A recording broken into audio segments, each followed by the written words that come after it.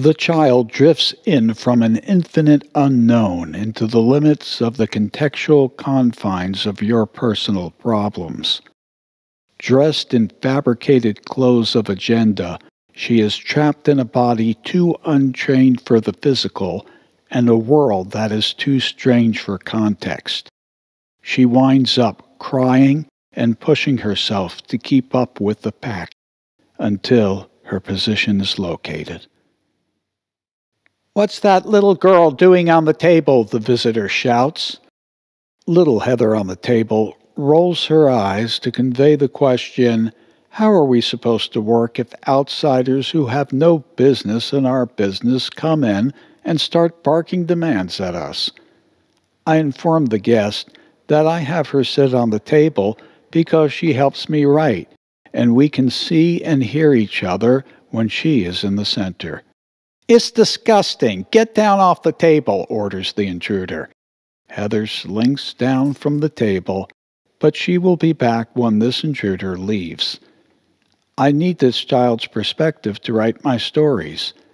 The disparager blows out more talk show opinions regarding the type of normal that makes life very stressful for us.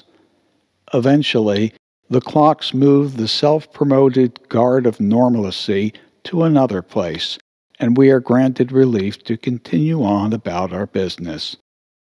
"Heather, please come back." And once again she lifts herself onto the center of conversation.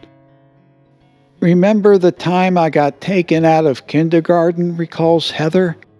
"A girl started barking orders at me and rearranging my blocks, so I pushed her away." "That will get you thrown out," I say.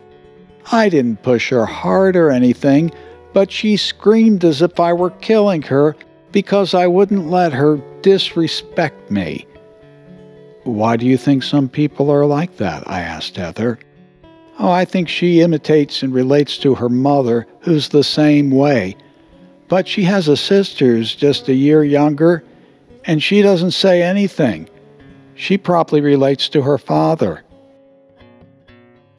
The children whip out their from-home lunch containers with misbehaved gastric chemical foods boxed up for efficient assembly line children in an organized sterile school of thought called right, wrong, pass, fail, average, stupid, good enough but not good enough, and just plain you're outside.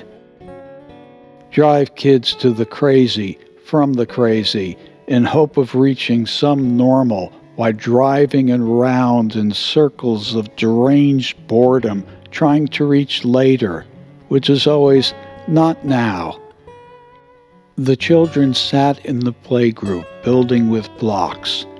In one group, 2 children dominated and argued about the rules of play, while the others were just told what to do.